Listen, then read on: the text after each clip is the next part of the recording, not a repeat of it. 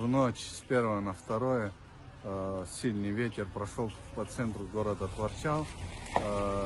4 дома пострадали, и полностью крышу в некоторых домах снесло. Почти 30 деревьев повалило из-за сильного ветра. И еще есть информация, что частный дом один пострадал, но пока спасатели разузнают, где какие проблемы. На месте работают и спасатели, и жилищно коммунальное хозяйство, работники. И уже ведутся работы по очистке города, и сейчас срочным образом ищут возможность накрыть дома, потому что погода портится, поэтому ведется работа.